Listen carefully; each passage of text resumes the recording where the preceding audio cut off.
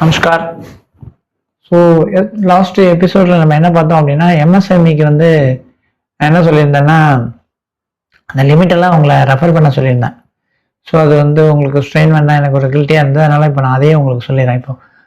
இப்போ as of now என்ன இருக்குது அப்படின்னா, மைக்ரோ ஸ்மால் அண்ட் மீடியம் என்டர்பிரைசஸ்க்கு டெஃபினேஷன் மைக்ரோ எலிஜிபிலிட்டி என்ன இருக்குது அப்படின்னா, டேர்ன் ஓவர் வந்து less than 2.50 crores. Turnover less than 2.50 crores. Investment value 10 crores. Okay, investment value 10 crores. அப்புறம் ஸ்மால், அதுக்கு என்ன எலிஜிபிலிட்டி அப்படின்னா, turnover less than 100 crores. ஸ்மாலுக்கு eligibility turnover less than 100 crores. Investment value 25 crores. இப்போ இது latest as of now உள்ளது சொல்லியிருக்கேன். அப்புறம் டெஃபினேஷன் ஆஃப் மீடியம் என்டர்பிரைசஸ்க்கு எலிஜிபிலிட்டி வந்து turnover 500 crores. Investment value 125 crores. Okay, medium என்டர்பிரைசஸ்க்கு eligibility turnover 500 crores. Investment value 125 crores. The set criteria is in force from April 1st, 2025. சரியா? The loan amount is up to 1 crore can exceed as per the business requirements. அப்போ இதுதான் வந்து எம்எஸ்எம்இக்கு. அதுக்கு அன்றைக்கி நான் வந்து நீங்கள் ரெஃபர் பண்ணீங்கன்னு சொல்லியிருந்தேன். அதை வந்து நான் இப்போ கொடுத்துட்டேன். அப்புறம் அடுத்தது வந்து இன்னொரு முக்கியமான விஷயம், நான் அந்த கான்ட்ராக்டர் இதில் வந்து ஒரு கான்ட்ராக்ட் இதுலேயும் அந்த ஹவுசிங் லோன்லையும் ஒரு 2 பாயிண்ட்டு சொல்ல விட்டு போயிடுது. அது என்ன அப்படின்னா, கான்ட்ராக்டரை பொறுத்த வரைக்கும் நம்ம வந்து இந்த கேஷ் பட்ஜெட் மெத்தடில் கொடுக்குறோம். அது பீக் லெவல் டிவிசிட்டு சொல்லிட்டேன். கேஷ் மார்ஜின் உண்டு. ஏன்னா எஃப்டியாக கொடுத்துருந்தாங்கன்னா ஆல்ரெடி கிடையாது. ஆல்ரெடி அவங்க லிமிட் வச்சுருந்து என்ஜாய் பண்ணியிருந்தாங்கன்னா செப்பரேட்டாக நம்ம ஒன்றும் மார்ஜின் தேவைப்படாது. ஆல்ரெடி ஒன்றும் லிமிட் இல்லை, புதுசாக இப்போ ஆர்டர் வந்திருக்கு பண்ணு, டெஃபினட்டாக கேஷ் மார்ஜின் வேணும். ஏன்னாக்கா ரிஸ்க் ஃபேக்டர் இஸ் தேர். இல்லை ஆல்ரெடி எஃப்டி ஏதாவது இஎம்டிக்காக எஃப்டி போட்டு கேரண்டி கொடுத்து ஏதாவது எஃப்டி இருந்ததுனாக்கா ஓகே, அது அந்த ரிஸ்க்கை வந்து மிட்டிகேஷனுக்கு ஆர்பிஐ என்ன சொல்கிறதுனா, ரிஸ்க் மிட்டிகேஷன் ஃபேக்டருக்காக மார்ஜின் கண்டிப்பாக தேவைப்படணும். ஏதோ டெபாசிட்டாவோ அல்லது கேஷாவோ மார்ஜின் கொண்டு வரணும் கான்ட்ராக்டருக்கு. ரைட்டா? அது ஒன்று. அதுக்கப்புறம் கான்ட்ராக்டரை பொறுத்த வரைக்கும் இன்னொரு சேஃபர் சைடு என்ன அப்படின்னா, power of attorney should be registered. இவர்கிட்ட ஒரு பவர் ஆஃப் அட்டார்னி வாங்கி அது எங்கே பிடபிள்யூடியோ ஹைவேஸ்லையோ எங்கே அவர் கான்ட்ராக்ட் எடுத்திருக்காரோ அந்த ஆஃபீஸில் ரிஜிஸ்டர் பண்ணணும். அதில் என்ன இருக்க வேர்டிங்ஸ்னா, என்னுடைய பேமெண்ட் நான் வந்து இது மாதிரி இந்த எக்ஸ் பேங்க்கில் நான் வந்து ஐ ஆம் என்ஜாயிங் ஃபெசிலிட்டி. ஸோ என்னுடைய பில் பேமெண்ட் வர வர ஸ்பெஷல் கிராசிங் செக் அந்த எக்ஸ் பேங்க்கோ அல்லது இப்போ ஆன்லைன் கிரெடிட் இருக்கிறதுனால நான் வாங்கியிருக்கிற அந்த ஃபெசிலிட்டிஸ் என்ஜாய் பண்ணுற என்னுடைய பேங்க்குக்கு எக்ஸ் பேங்க் அப்படின்னு வச்சுக்கோங்களேன், எக்ஸ் பேங்க்குக்கு நீங்கள் பேமெண்ட் எல்லாம் டைரெக்டாக கொடுக்கணும் அப்படின்னு சொல்லி அந்த வேர்டிங்ஸ் இருக்கும். அதை அங்கே ரிஜிஸ்டர் பண்ணணும். பாலப்பாட்டானி கஸ்டமர் தரணும் கான்ட்ராக்டர், அதை அங்கே ரிஜிஸ்டர் பண்ணணும். அது என்ன டிபார்ட்மெண்ட்டோ அதில் பண்ணிங்கன்னா அது ஹையஸ்ட் சேஃப். ஏன் அதுக்கு சொல்கிறேன் அப்படின்னா, எல்லா கான்ட்ராக்டரும் ஸ்டேட் பேங்க் ஆஃப் இந்தியாவில் அக்கௌண்ட் வச்சுருப்பாங்க. ஸோ கவர்மெண்ட் அக்கௌண்ட்லேருந்து தானே பணம் வருது. அவங்க அப்படியே அக்கௌண்ட்டை ஸ்டேட் பேங்க்னா அந்த பேங்க் செக் தருவாங்க, அப்படியே ட்ரான்ஸ்ஃபர் பண்ணிடுவாங்க. ஸோ நம்ம இங்கே ஃபெசிலிட்டிஸை கொண்டு வந்து உட்காந்துட்டு இருக்கணும். அட்ஜஸ்ட் ஆகாமல் இருக்கும், ஓடி ஆப்ரேட்டே ஆகாது. என்னன்னு கேட்டால் இப்போ செக் வரல, நான் பேமெண்ட் வாங்கலை அப்படின்னு கான்ட்ராக்டர் சொல்லுவார். அந்த இஷ்யூ எல்லாம் வராது. ஆனால் போகிறப்பட்ட ரிஜிஸ்ட்ரேஷன் கொஞ்சம் எஸ்டேட் பண்ணுவாங்க. பண்ணினா 100 times பெஸ்ட்டு, ரிஸ்க்கே கிடையாது கான்ட்ராக்ட் அட்வான்ஸில். அதை நீங்கள் இன்சிஸ்ட் பண்ணணும். ஸோ இதுக்கும் போகிறப்பட்டானி இன்சிஸ்ட் பண்ணோம். அதே மாதிரி இன்னொன்று சப்ளை பில்ஸ்னு ஒன்று இருக்குது. அது நம்ம அன்றைக்கி வந்து அந்த ப்ராடக்டில் சேர்க்கலை. சப்ளை பில்ஸ் எப்படின்னு வச்சுக்கோங்களேன், இப்போ ஃபார் எக்ஸாம்பிள் மிலிட்ரியெல்லாம் இருக்காங்க. மிலிட்ரிக்கு வந்து ட்ரெஸ் எல்லாம் தயார் பண்ணி கொடுக்குறாங்க, அல்லது அந்த கிளாத் மெட்டீரியலை சப்ளை பண்ணுவாங்க. பர்டிகுலர் மெட்டீரியல் செலக்ட் ஆகிடுச்சுன்னா ஓகே இதை பண்ணுங்கன்னா, அது மாதிரி ரயில்வேக்கு என்ன பண்ணுவாங்க, அந்த சீட் இருக்கு இல்லையா, சீட்டு வந்து நான் லெதர், அது ஆர்டிஃபிஷியல் லெதர்ன்னு சொல்லுவாங்க. அதுக்கு வந்து கான்ட்ராக்ட் எடுப்பாங்க. அப்போ அந்த கேஸில் எப்படின்னா சப்ளை பில்லு தான் நடக்கும். அதுக்கு அவங்களுக்கு நீங்கள் சப்ளை பில்லு தான் கொடுக்கணும். ஏன்னாக்கா ரயில்வே பொறுத்த வரைக்கும் என்ன பண்ணுவாங்க, ஆர்டர் கொடுப்பாங்க, எக்ஸிக்யூட் பண்ணுறது எல்லாம் கொடுப்பாங்க.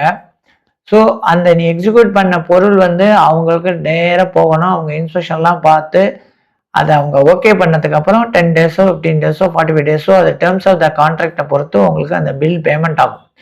ஸோ அப்போ வந்து அந்த அந்த கஸ்டமருக்கு வந்து ஹி நீட் ஏ ஃபெசிலிட்டி, அது பேர் சப்ளை பில்னு சொல்லுவாங்க. அதுக்கு லிமிட் கொடுக்கலாம் நம்ம.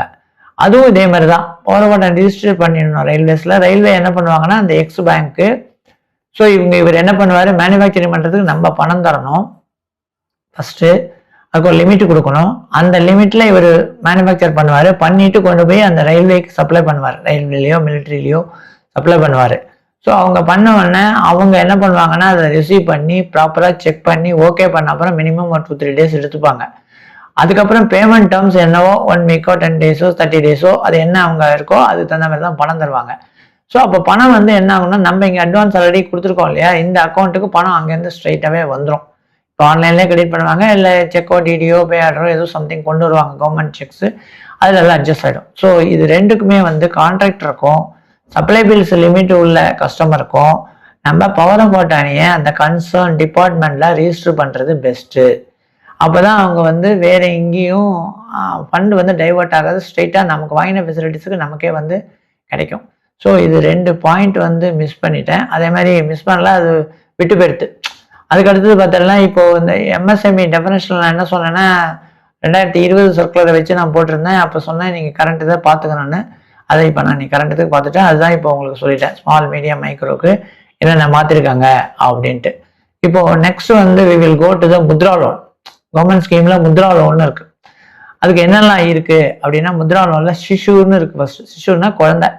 அதுக்கு வந்து அப் டு 50,000 வரைக்கும் ஒரு business start up seed stage, அதாவது ஆரம்பிக்கிறாங்க அப்படின்னா 50,000 ரூபா வரைக்கும் தராங்க. ஓகே, இதுக்கெல்லாம் வந்து கேரண்டி சிஜிஎஃப்டி தான். அதனால இவங்க இந்த கிரெடிட் கேரண்டி ஃபண்டு மூலமாக தான் அந்த கேரண்டி கவர்மெண்ட் கிடைக்கிது. நம்ம ஒன்றும் கொலாட்ரல் நீங்கள் கொடுக்க வேண்டாம். இது வந்து சிஷு. அதுக்கடுத்து கிஷோர்னு ஒன்று இருக்குது. அடுத்த ஸ்டேஜ் லோன் ஃப்ரம் 50,001 5 lakh வரைக்கும் கொடுக்கலாம் for scaling and growth. So இந்த 50,000 வச்சு நீங்கள் ஸ்டார்ட் அப் பண்ணிட்டீங்க, அப்போ கொஞ்சம் க்ரோ ஆகிடுது அப்படின்னா அதே லெவலில் இருக்க முடியாது இல்லையா. You got to increase your business, sales increase ஆகும், to that extent manufacturing increase ஆகணும். அப்போ தான் உங்களுக்கு லாபம் கிடைக்கும். நீங்கள் மார்க்கெட்டிங் அந்த மாதிரி பண்ணி எக்ஸ்பேண்ட் பண்ணிட்டே வருவீங்க. அப்புறம் கிஷோர், அதான் கிஷோர் வந்து 50,001 5 lakh வரைக்கும் நீங்கள் அது ஸ்கேலிங் க்ரோத்துக்காக கொடுக்குறாங்க. அதுக்கப்புறம் தாரூன்னு ஒன்று தராங்க. அது வந்து எப்படின்னா 5 லட்சத்துலேருந்து 10 லட்சம் வரைக்கும் தராங்க. அது வந்து வெல் எஸ்டாப்ளிஷ்டு பிஸ்னஸ்க்கு. இப்போது ஆல்ரெடி வந்து வெல் எஸ்டாப்ளிஷ்டு பிஸ்னஸ் இருந்தால் ஸ்ட்ரைட்டாகவே இந்த தருணுக்கு போயிடலாம். ஸ்டார்ட் அப்பாக இருந்ததுன்னா சிஷு வந்து அப்புறம் கிஷோர் வந்து அப்புறம் தாரூன் வரணும். ஓகே, அதுக்கப்புறம் தாரூன் ப்ளஸ்னு ஒன்று இருக்குது. அது என்ன தராங்கன்னா 10 lakhலேருந்து 20 lakhs வரைக்கும் தராங்க. அது வந்து October 24, 2024 இன்ட்ரடியூஸ் பண்ணியிருக்காங்க தாரூன் ப்ளஸ்னு. எப்படின்னா 10 லட்சத்துலேருந்து 20 லட்சம் வரைக்கும் தராங்க.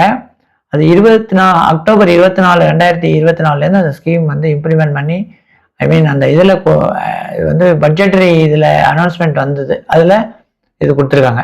These schemes offers collateral free loans, waived or low processing fees and credit guarantee coverage through the credit guarantee fund. credit guarantee fundனு கவர்மெண்ட் ஆஃப் இந்தியா ஒரு ஃபண்டு கிரியேட் பண்ணியிருக்கு. அதுக்கு வந்து கவர்மெண்ட் ஃபண்டு பண்ணுறது, வேறு யார்கிட்டேருந்து ஃபண்டு வாங்கல, கவர்மெண்ட் செல்ஃப் இஸ் கிரியேட்டிங்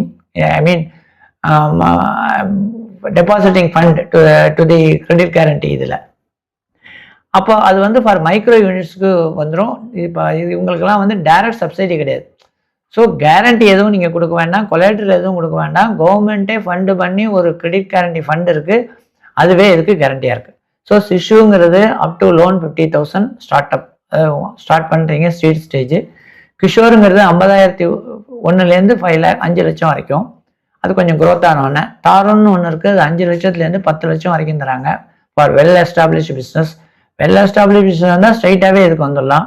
அப்புறம் தாரூன் ப்ளஸ்ன்னு இருக்குது, அவங்களுக்கு வந்து எப்படின்னா 10 lakhsலேருந்து 20 lakhs வரைக்கும் தராங்க. இது வந்து October 24, 2024 இம்ப்ளிமெண்ட் ஆயிருக்கு. இந்த இதுக்கெல்லாம் வந்து ப்ராசஸிங் ஃபீ வைவ் பண்ண சொல்லியிருக்காங்க. லோ ப்ராசஸிங் ஃபீ கொடுக்கணும். அதே மாதிரி வந்து கொலேட்ரல் ஃப்ரீ இதுக்கு. ஓகேயா, அப்புறம் செல்ஃப் ஹெல்ப் குரூப் நான் வந்து ப்ராட்காஸ்ட்லேயே நான் சொல்லியிருந்தேன். எப்படின்னாக்கா வில்லேஜில் குரூப்பு ஃபார்ம் பண்ணுவாங்க, உமன்லாம் சேர்ந்து ஃபார்ம் பண்ணுவாங்க. அது எப்படின்னா மேக்ஸிமம் 20 members வரைக்கும் இருக்கலாம், ஹோமோஜூனியஸாக இருக்கணும்னு சொல்கிறேன். எல்லாருக்கும் ஒருமித்த வருமானம் உள்ளவங்களா ஒன்று சேர்க்கணும்னு அதுதான் ரூல் இருக்குது, அதுக்கு கைட்லைன் இருக்குது. ஆனால் இவங்க வந்து என்ன பண்ணுறாங்கன்னா ஒருத்தவங்க பணக்காரங்க ஒருத்தவங்க கம்மியாக பண்ணால், நான் அன்றைக்கே சொன்னேன் என்னுடைய இதில், இந்த பணக்காரவங்களே பணத்தை எடுத்துன்னு போயிடுவாங்க, இவங்களுக்கு ஒன்றும் தெரியாது, இவங்க பாவம் ஒன்றுமே இவங்களுக்கு கிடைக்காது. ஸோ இந்த செல்ஃப் ஹெல்ப் எப்படின்னா ஒவ்வொருத்தரும் ஒரு அமௌண்ட்டு மாதம் வீக்லி வந்து 100 rupees or 200 rupees or 500 rupees அப்படின்னு ஒரு ஃபண்டு ரைஸ் பண்ணுவாங்க. பர்பஸ் என்ன அப்படின்னா ஃபண்டு ரைஸ் பண்ணி அவங்களுக்குள்ளேயே வந்து லோன் யாருக்கு தேவைப்படுறதோ அந்த ஃபண்ட்லேருந்து யாராவது மெம்பர் வந்து எடுத்துட்டு ஏதோ தொழில் பண்ணலாம். வட்டி ரொம்ப குறைச்சல், அவங்க டிட்டர்மின் பண்ணிக்கிறது தான். ஏன்னா இவங்களுடைய ஃபண்டு தானே அது, அவங்களுக்கே தானே உபயோகப்படுறது. அதனால ஸோ அந்த மாதிரி அது குரோ ஆகி வரபோது கார்பஸ் ஃபண்ட் வந்து எவ்வளோ உங்களுக்கு இருக்கோ அதில் 6 times கொடுக்குறாங்க. மினிமம் வந்து 1.50 lakhs தராங்க, விச் எவர் இஸ் ஹையர். அது வந்து ஃபஸ்ட்டு டோஸ் செல்ஃப் ஹெல்ப் குரூப்புக்கு இது ஃபார்ம் ஆகி வரணும். இது ஃபார்ம் பண்ணுறதுல என்னெல்லாம் இருக்குன்னா, அதில் தலைவி ஒருத்தர் தேர்ந்தெடுப்பாங்க, ஒரு அடுத்தவங்க பொருளாளர் ஒருத்தர் தேர்ந்தெடுப்பாங்க, அப்புறம் மெம்பர்ஸாக இருப்பாங்க. ஏன்னா 2 பேர் சைன் பண்ணணும் மினிமம், இல்லை செக்ரட்டரி செயலாளர் அப்படின்னு ஒருத்தங்க, அது 3 பேரை தேர்ந்தெடுக்கணும். ஒரு குரூப்புக்கும் தலைவி இருப்பாங்க, பொருளாளர் இருப்பாங்க, செயலாளர் இருப்பாங்க. ஸோ இது வந்து என்ஜிஓ தான் இவங்களை கோஆர்டினேட் பண்ணுறாங்க, நான் கெசட்டட் ஆர்கனைசேஷன் பேர். அவங்களுடைய வேலை என்னென்னா இவங்களை கண்காணிக்கிறது, இவங்களை கைட் பண்ணுறது, அது எப்படி புக்ஸ் ஆஃப் அக்கௌண்ட்ஸ் மெயின்டைன் பண்ணணும், எப்படி வீக்லி மீட்டிங்ஸ் கண்டக்ட் பண்ணணும், என்ன கிழமையில என்ன டைம் என்ன தேதி எல்லாரும் எப்படி வரணும் அப்படிங்கிறது எல்லாமே வந்து அவங்க தான் சிஸ்டம் ஃபார்ம் பண்ணுவாங்க. ஸோ நம்ம கிட்ட ஒன்ஸ் வந்து இந்த குரூப் வந்து ஒரு கார்பஸ் ஃபண்ட் வச்சுருக்கேன், ஃபார் எக்ஸாம்பிள் ஒரு 50,000 வச்சுருக்கேன் அப்படின்னாக்கா 3 lakhs வரைக்கும் கொடுக்கலாம். ஆனால் வந்து மினிமம் 1.50 lakhs வரைக்கும் 3 lakhs வரைக்கும் கிடைக்கும், விச் எவர் இஸ் ஹையர்னு சொல்லியிருக்காங்க. அதில் 6 times of the existing corpus fund கொடுப்பாங்க. இது ஃபர்ஸ்ட் டோஸ். அது நல்லா கட்டிட்டாங்கன்னா second dose 8 times of the existing corpus. Existing கார்பஸ்னு 8 times வரைக்கும் தருவாங்க, minimum of 3 lakhs, whichever is higher. அடுத்தது தேர்ட் டோஸ், 3வது இது தவணை. அது எப்படின்னா இதெல்லாம் நல்லா கட்டிட்டீங்கன்னா மினிமம் வந்து 6 லட்சம் based on the micro credit plan and repayment ஹிஸ்டரியை பொறுத்து கொடுப்பாங்க. அப்புறம் 4th டோஸ் அண்ட் அபவ் வந்து என்ன பண்ணுவாங்கன்னா more than 6 lakhs going up to maximum 20 lakhs வரைக்கும் ஃபைனான்ஷியல் நீட் அண்ட் பாஸ்ட் பர்ஃபார்மன்ஸுக்கு கொடுக்குறாங்க. இது வந்து கொலேட்ரல் அண்ட் மார்ஜின் வந்து 0 collateral, no margin requirements up to 10 lakhs and collateral free up to 20 lakhs backed by credit guarantee fund for micro units. கவர்மெண்ட்டுடைய credit guarantee fund தான் இதுக்கு பண்ணுறது. So self help குரூப்பை பொறுத்த வரைக்கும் first dose 6 times of the corpus fund or minimum 1.5 whichever is higher. Second டோஸை பொறுத்த வரைக்கும் 8 times of existing corpus or minimum 3 lakhs whichever is higher. Third dose minimum 6 lakh based on the micro credit plan and repayment history. அப்புறம் 4th dose and above வந்து 6 lakhs going up to ceiling 20 lakhs வரைக்கும் based on the financial need and past performance. Collateral margin வந்து collateral margin வந்து 0 collateral, no margin requirements for loans up to 10 lakhs and collateral free up to 20 lakhs backed by credit guarantee fund micro units. அதில் கொடுக்குறாங்க government. Okay, அப்புறம் subsidy and interest subvention detail central and state government. Woman self help குரூப்லாம் DAY என்ஆர்எம்னு ஒன்று இருக்குது, தீனதயாள் அந்தியோதயா யோஜனா அப்படின்னு ஒரு scheme இருக்குது. அது வந்து நேஷனல் ரூரல் லைவ்லிஹுட்ஸ் மிஷன். அவங்க வந்து லோன் வந்து அப் டு 3 lakh வரைக்கும் கன்செஷன் ரேட்டில் 7% வரைக்கும் கொடுக்குறாங்க. Additional interest subvention reduce the effective rate further depending on prompt repayment. ஃபர்தராக இன்னும் இன்ட்ரெஸ்ட் ரேட் ரிடக்ஷன் கொடுக்குறாங்க, எப்படின்னா ப்ராம்ப்ட் ரீபே பண்ணால்.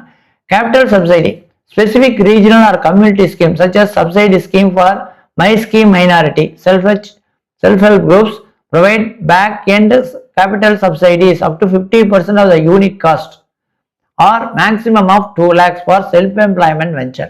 இப்போ self-employment தனியாக நாங்கள் தொழில் தொடங்குறேன் அப்படின்னா 50% of the unit cost சப்சிடியாக தராங்க.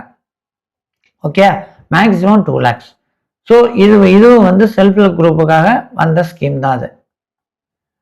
அப்புறம் டே என்எல்ஆர்எம் அப்படின்னா what it is, a flagship poverty alleviation program run by the Ministry of Rural Development in India. அது வந்து கோர் கோல் என்ன அப்படின்னா to reduce rural poverty by building strong community institutions, primarily self-help groups for women. அதை build பண்ணுறதுக்காக இது பண்ணுறாங்க. இதனுடைய key focus area என்ன அப்படின்னா universal social mobilisation, financial inclusion and sustainable livelihood.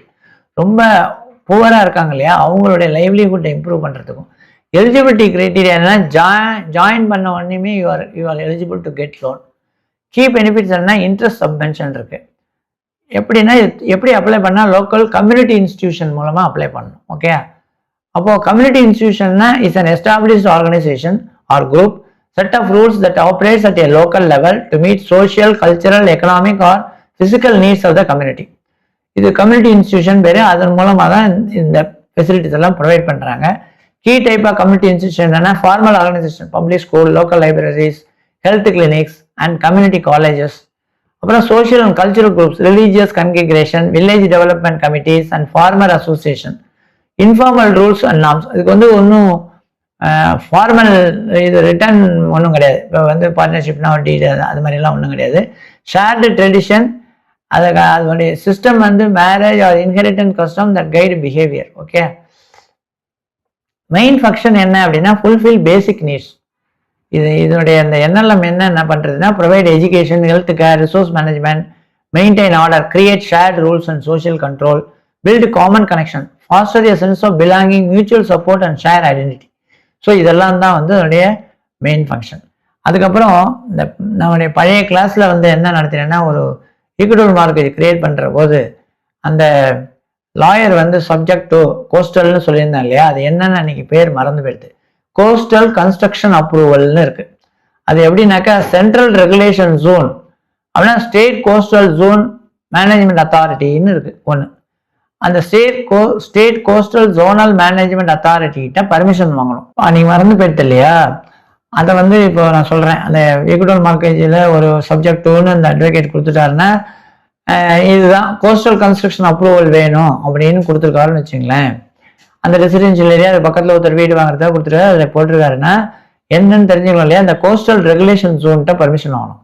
அது என்னெல்லாம் இருக்கு அப்படின்னா மேனேஜர் சப்போஸ் என்ன சப்போஸ் வர மகாபலிபுரம் ஏரியா, அந்த சென்னை, அந்த சி கோஸ்ட்ல நிறைய இப்போ மெட்ராஸ் வந்து டெவலப் பாயிண்டே இருக்கு. அப்போ வந்து ப்ரொபோசல்ஸ் வரபோது நம்ம வந்து நமக்கு ஒரு பேங்க் இன்ட்ரெஸ்ட்ல நம்ம இதெல்லாம் பார்க்கணும். நல்ல லாயராக இருந்தாக்கா இதெல்லாம் அதுலேயே ஸ்பெசிஃபை பண்ணுவார். இது வந்து கோஸ்டல் ஏரியாவில் இருக்குது, இது வந்து 500 meters வரைக்கும் ஃப்ரம் த சி, இந்த நார்மல் டைமில் என்டிஎல்னு சொல்லுவாங்க, அந்த டைடு வேவ் அதுக்கு தாண்டி தான் கட்டணும் அப்படின்னு ரூல் இருக்கு. அது இவங்ககிட்ட பர்மிஷன் வாங்கணும். ஸோ இவங்ககிட்ட பர்மிஷன் நீங்கள் அப்ரூவல்லாம் முனிசிபாலிட்டி கார்பரேஷன்லாம் வாங்கினாலும் இவங்ககிட்ட நீங்கள் ஸ்பெஷல் பர்மிஷன் வாங்கினா தான் அங்கே கட்ட முடியும். இல்லைன்னா நாளைக்கு வந்து அவங்க இடிச்சுட்டு போயிடுவாங்க. அது என்னன்னா ஸ்டேட் கோஸ்டல் ஜோன் மேனேஜ்மெண்ட் அத்தாரிட்டின்னு இருக்கு. அது சிஆர்இசட், அதாவது கோஸ்டல் ரெகுலேஷன் ஜோன். சிஆர்இசட்னா கோஸ்டல் ரெகுலேஷன் ஜோன் 1 and 4. அப்படி அது என்ன சொல்றது அப்படின்னா new construction generally prohibits less than 500 meters from the invisible high tide line. Invisible high tide line, IHTLன்னு சொல்லுவாங்க. அந்த டைடுனா என்ன, அலை. அந்த இன்விசிபிள் ஹை டைடு அலை வராதைக்கு 500 மீட்டர் தள்ளி தான் கட்டணும். 500 மீட்டருக்குள்ள நீங்க கட்ட முடியாதுன்னு சொல்றது, அதனுடைய ரூல் அப்படி இருக்கு. ஃபார் எக்ஸாம்பிள் உங்களுக்கு ஒரு ப்ரொபோசல் வருது, அது நியர்பை இதாகவே இருக்குன்னு வச்சுக்கோங்களேன், அதை நீங்கள் எடுக்கக்கூடாது. அதுக்காக சொல்கிறேன். அதே மாதிரி அந்த கோஸ்டல் இது இருக்கு இல்லையா, அந்த ரெகுலேஷன் ஜோன் அது 2 என்ன சொல்றது அப்படின்னா residential construction is permitted only outside the designated no development zone and subject to strict distance height floor place. No development zone கிட்ட இருக்கக்கூடாது, அது இல்லாமல் outside the designated no டிசினேஷன்ல இருக்கணும். அது இது வந்து என்ன சிஆர்இசட், இது அதாவது கோஸ்டல் ஜோன் கோஸ்டல் ரெகுலேஷன் ஜோன்ல 2ல வருது. ஓகே, அதுக்கடுத்தது கோஸ்டல் ரெகுலேஷன் ஜோன் 1ல ecologically sensitive areas, no construction within 500 meters of HTL. HTLலாம் சொல்லிட்டேன், ஹை டைடு இது high tide line. Okay, no construction within 500 meters. அது வந்து சிஆர்எஸ் 1ல. சிஆர்எஸ் 2ல அர்பன் டெவலப்டு ஏரியா, மெட்ராஸ் மாதிரி இருக்கு. There is no designated NDS distance from the HTL.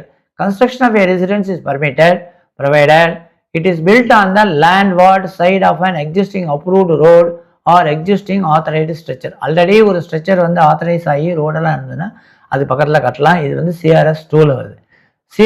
CRZ 3ல வந்து rural area. This zone is divided into 2 population density subcategories which dictate your setback limits. Okay, அது பார்த்துக்கணும். அப்புறம் CRZ 3ன்னு இருக்கு, B traditional rural.